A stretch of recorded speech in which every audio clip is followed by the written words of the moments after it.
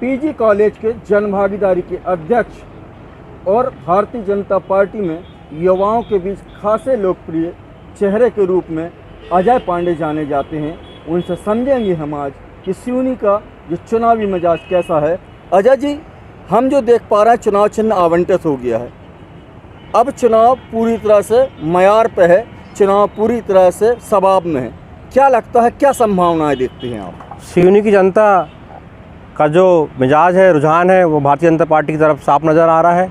Bharatiya Janata party के जो प्रत्याशी हैं दिनेश राय मुनमुन, वो भारी मतों से निश्चित ही विजय होंगे और हमारी जो डबल इंजन की सरकार का काम करने का तरीका है उसका असर भी मध्य प्रदेश में पड़ रहा है और मध्य प्रदेश में हमारी फिर से भारतीय जनता पार्टी की सरकार आएगी और मुनमुन राय और इस ज़िले का प्रतिनिधित्व करेंगे।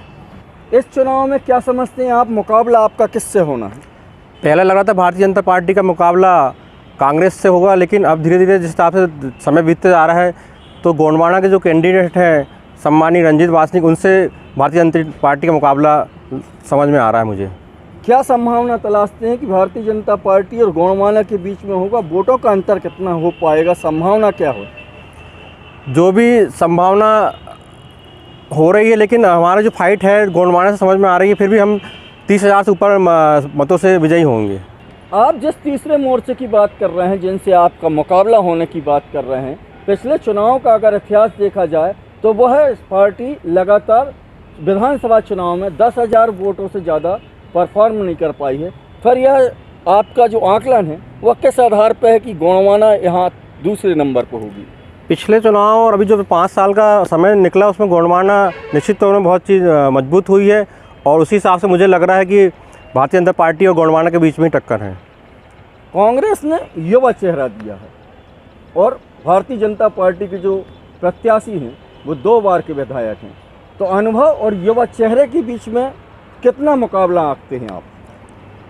निश्चित तौर में कांग्रेस पार्टी ने युवा चेहरा दिया है, लेकिन वर्तमान में जो विधायक हैं इन्होंने जो सिवनी के विकास में काम किए हैं उसमें कोई युवा आ जाए या बुजुर्ग आ जाए, उनके काम के आगे वो नहीं टिक पाएगा। सिवनी विधायक रहते हुए 10 साल भाजपा प्रत्याशी जो दिनेश राय हैं, उन्होंने 10 साल इस जिले का प्रतिनिधित्व किया, इस विधानसभा का प्रतिनिधित्व किया है। उनकी 3 ऐसी उपलब्धि जो इस क्षेत्र के लिए मील का पत्थर साबित हुई हैं, क्या आप बता सकते हैं? पहली उपलब्धि जब उन्होंने, पहली उनकी पंचवर्षीय थी जब यहाँ पे 4 लाइन के लिए आंदोलन हुआ करता था, उन्होंने दिल्ली में जाके उसमें स्टे के लिए जो कमलनाथ जी ने 4 लाइन यहाँ से छिंदवाड़ा ले जाने का प्रयास किया था उसको रुकवाया और 4 लाइन हमारे आज मील का पत्थर है। आज यहाँ से नागपुर जबलपुर हम जाते हैं, आप भी जाते हैं, तो आपको समझ में आएगा 4 लाइन का महत्व क्या है सिवनी ज़िले में।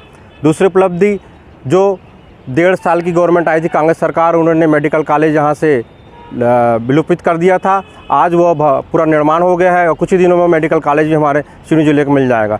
शहर में रोड हो, नाली हो और भी अन्य पैच का पानी हो, चाहे आज ये दल सड़क का सौंदर्यीकरण का काम हो, वो भी आज 1-2 महीने में पूर्ण हो जाएगा। दलपत साहब जी की जो मूर्ति आप हो सकता है पीछे दिख रही होगी आपको, तो वो भी 15-20 दिन में भी इसका निर्माण पूरा होने जा रहा है। आप भारतीय जनता पार्टी के युवा चेहरा हैं। पार्टी यदि यहाँ से पुनः जनता उनको आशीर्वाद देती है तो 3 ऐसी प्राथमिकताएं जो इस शहर के लिए, इस विधानसभा क्षेत्र के लिए सबसे पहले होंगी, क्या होंगी वो प्राथमिकताएं? पहले तो हमारे कुछ क्षेत्रों में पेश का पानी नहीं गया है, जहाँ तक आंदोलन चल रहे थे। लाल माटी का क्षेत्र भी सीएम आया जब भी उन्होंने आश्वासन दिया गया, तो पेश का पानी भी जहाँ भी नहर नहीं पहुँची वहाँ पहुँचाने का प्रयास किया जाएगा।